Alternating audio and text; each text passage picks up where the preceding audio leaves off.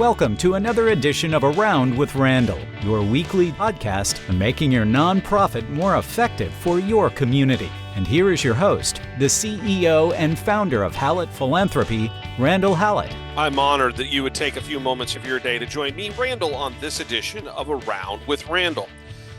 I had an interesting phone call with a colleague, not quite a client, but someone that, because of the great fortunes I have in my professional life and with my business, I take time sometimes to work with people who don't even pay me. And in doing so, the question was more of an email than a real conversation, was around, I'm kind of new to all of this, and I'm being asked to, coming from a different background, build out a relationship and really to make an ask of a board member, in fact, a former board member. And I don't know how to do this.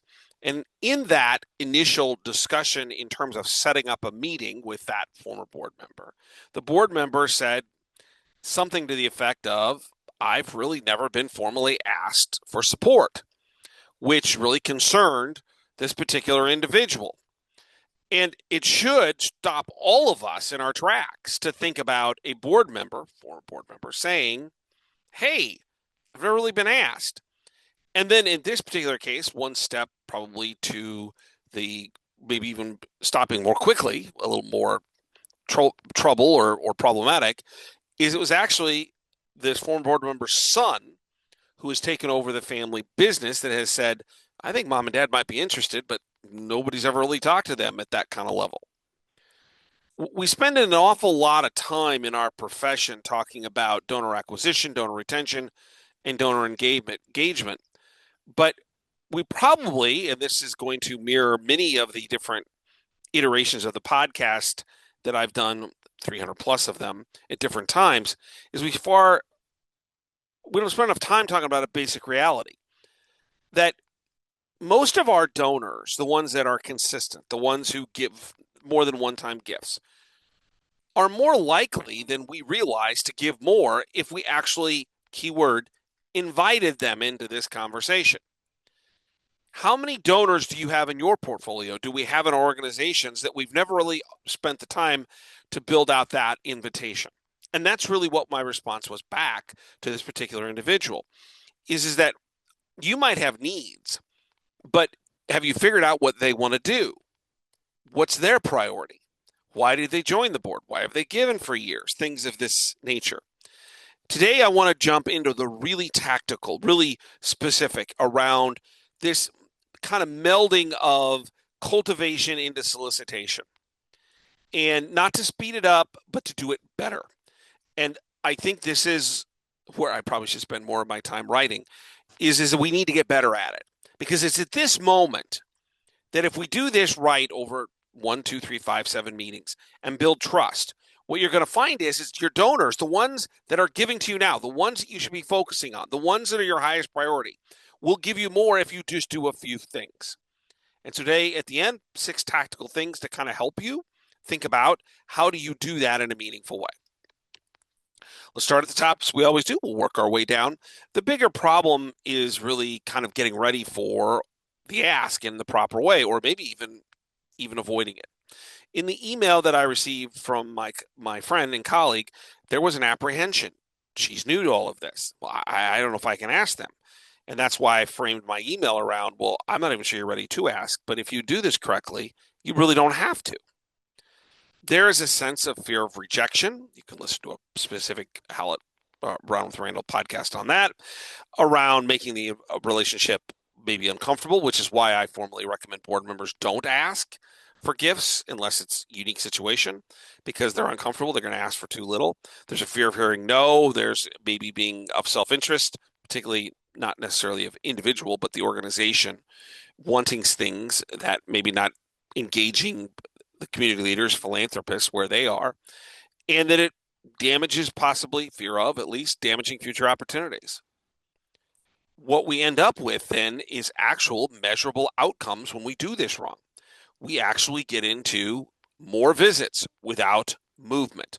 You've heard me say, stealing from John Wooden and the Pyramid of Success, don't confuse accomplishment with or achievement with movement or with activity. That accomplishment means we're going somewhere. Movement is just we keep doing the same things over and over. We get meetings and we give more updates, and another update, and another update because we don't know how to do this in the right way. It's another tour, it's another stewardship touch, and then another year passes, and another year passes, and they may make their annual fund gift, but we don't get them into higher levels of discussion. And this, ladies and gentlemen, also applies to leadership annual giving. If someone's giving $500 and you want to get to 5,000, what we're going to talk about and how to do this to find out what they want to accomplish is as important in that area as it is major gifts and plans gifts. The organizational consequence, we talked about measurable outcomes when we do this incorrectly. Lots of visits, not a lot of not direction, another lunch, another stewardship visit, another tour, is that we get underperforming portfolios. And then gift officers start saying, I need more people. No, you need to work with the people you have in your portfolio better. You have stalled major gifts programmatically or maybe by a gift officer. You actually get donor frustration. I talked about a recent podcast and experience my wife and I have had regarding a nonprofit, and that I'm ready to make a gift, and they are doing exactly what we're going to talk about today from the framework of doing it wrong. And I'm frustrated, and I'm going to give my money somewhere else. It's also a loss of understanding of impact. Donors don't feel as if they're really valued, that what they do means something. You just want my $500 or my annual gift, and maybe service on the board is the example we started with, but nothing else. And that leadership measurables, trying to figure out how we measure the value of philanthropy and the fundraising efforts, believes there are not enough prospects because they think, well, we're asking all these people, but they're really looking at false data. To get to where we need to go, to get to the tactical, we have to start with the foundation, not the entity, but the foundations of understanding donors first. There are three important things we should think about in this whole process. It starts with the premise that the greatest limitation in what we do is not donor capacity. It's truly the courage and the discipline, the most important, the discipline to do some things differently, do them better. Asks should never be a surprise. People should know that's that soft ask, and I've talked about that many different times. I do it in all my trainings and education with gift officers, both as clients or in seminars or conferences. If you're not soft asking, then what you're going to do is you're going to end up surprising donors. And the second thing is, and I've talked about this from a moves management perspective, that we need to get to a point where you can't ask for a gift unless you know their motivation. What's their experience been? What's their interest? Why do they want to be involved? What changes would they think their gifts could make or their impacts could make? How do they define success when giving? What role does philanthropy play in their lives? All of these things drive motivation. What is it they want to accomplish? Now, you can't get into this for $50. But again, if we go from 500 to 5,000, people are more likely to give you 5,000 rather than the 500 if you can answer these questions. And I guarantee you're going to have a hard time getting to 100, 250, 500, a million, or planned giving conversations without the knowledge of these emotional connections, their motivations. Which brings us to the real fundraising objective. Your objective in this whole process is to understand before persuading, discover before proposing, and listen before presenting. Persuade comes after you understand. Proposing a gift comes after the discovery, not of the idea of qualification, discovery of passion, discovery of connection. And finally, you can't present anything until you've listened to what they're trying to accomplish. The best asks are simply solutions. You're giving them the invitation to solve a problem that maybe your nonprofit does, but that they want to be involved with. And it's already been discussed, expressed, talked about. This isn't a surprise. If you do these things, reframe this from the perspective of where the ask really should be. which is about solving a problem based upon what they want to accomplish that your nonprofit happens to be involved with. And you know exactly why that need to solve that problem is so important to them and what kind of things they like in the process about whether it's reporting and stewardship or whether it's about naming or whatever. There's no surprises in this process. All these soft asks being done, which brings us to our 6 tactical solutions. 6 things, and if you want to get your pen out, you probably should, or if you go to the website, halphilanthropy.com and /podcast, and then find this one, there's always a transcript. You can go grab it from there and throw it in AI and create a cheat sheet. But you want to be listening to this because I'm going to give you the questions to ask in 6 different categories, 6 different ways of looking at this. So the first is this discovery, and I wasn't talking about discovery of are they qualified, discovery of who this couple, this person, this entity, this family is, and what moves them. Strong fundraisers, number 1, create better discovery conversations that center around what the donor is trying to accomplish. And so there's some what I would call biographical connection ones. What first connected you to our organization? And then we start moving into broader inner desires. What impacts you most? What concerns do you have? Where do you feel like your gifts have meant more?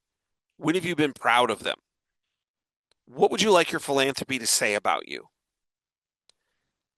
We spend, and this is where the email started. They had a particular project. She wanted to go to them and ask this, and this is this colleague and friend, former board member, to just ask them outright for the project. And I pushed back and said, no, because they may want to support the project, but you have no idea what they actually value, what's important to them. Spend less time talking about your programs. Spend more talking, exploring their motivations. And think of it as an emotional journey for the donor. And these reoccurring themes, these reoccurring things that seem to always come up. In my case, I mentioned a little bit of a challenge in trying to make a gift, which seems odd, but it's true. There's one central theme. I keep coming back to it. It's very clear. I mean, even me, as the author of the verbiage I'm using, feels like I'm hitting myself and everyone else over a head with a baseball bat because there's one reason I want to do this. And you figure that out by not listening to facts, but by listening to stories. Because stories are about emotion. Facts are about data. What are the stories telling you?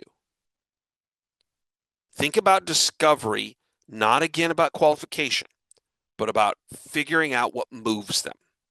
Donors will tell you exactly what they want to do, how they want to be asked, if you listen carefully enough and ask the right questions. Number 2, know the readiness signals.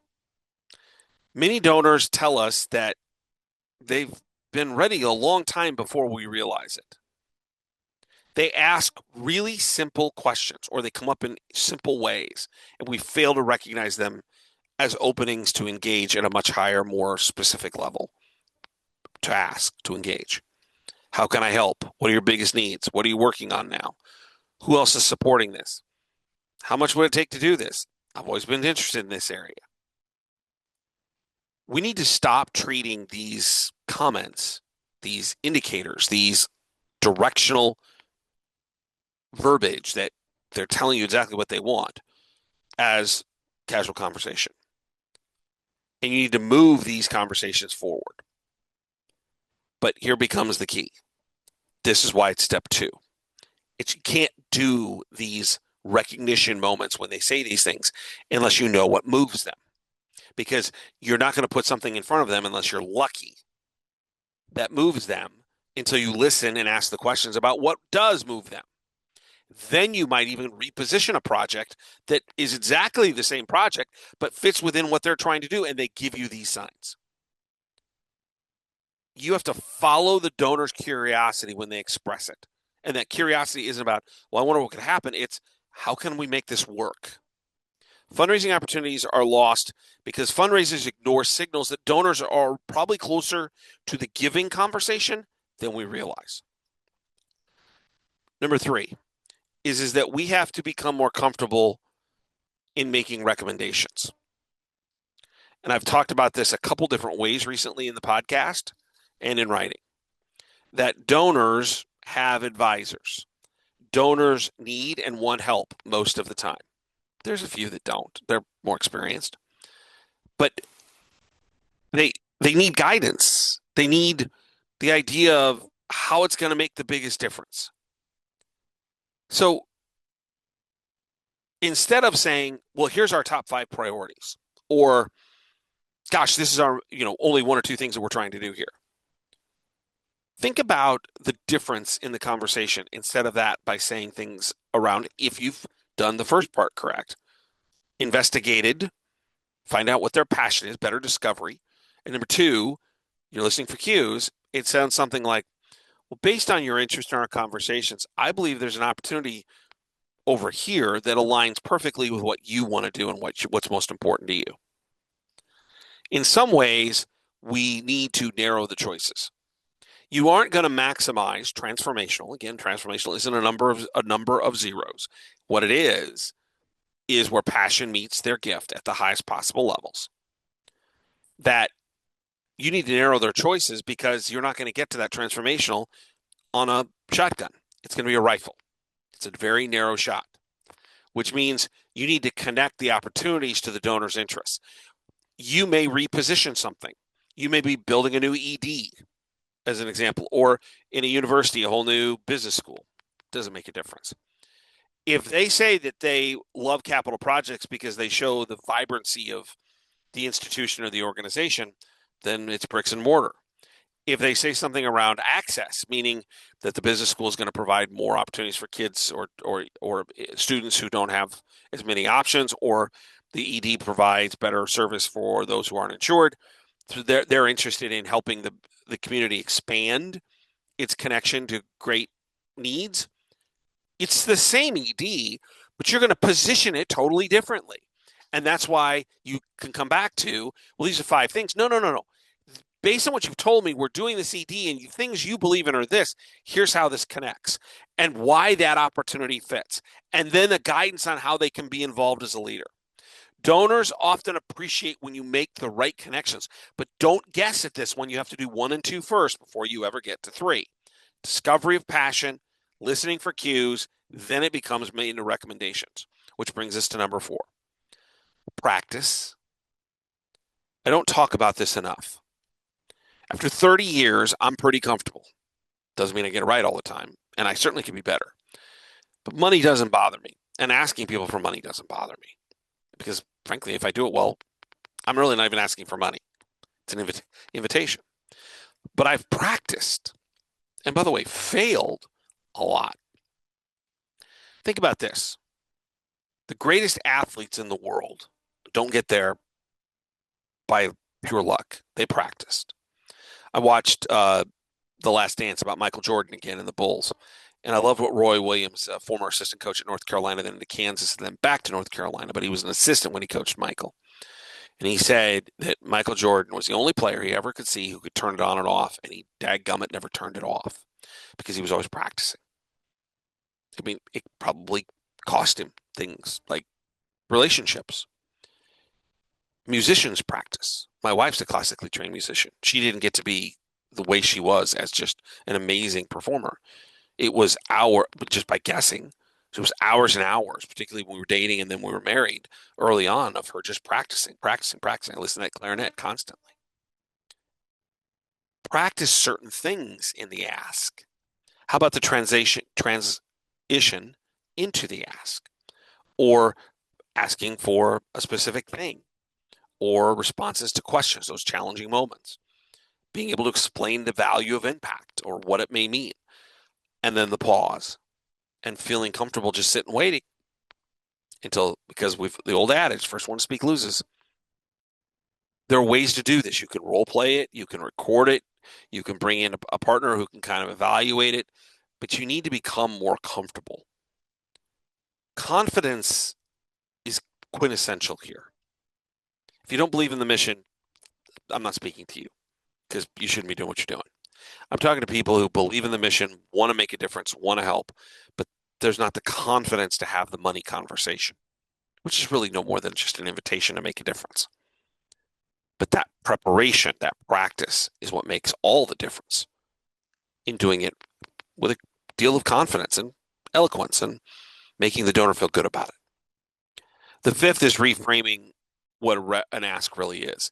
And this is also something we don't talk enough about. An ask isn't an ask, it's an invitation. We're offering someone an opportunity to create impact, to express their values.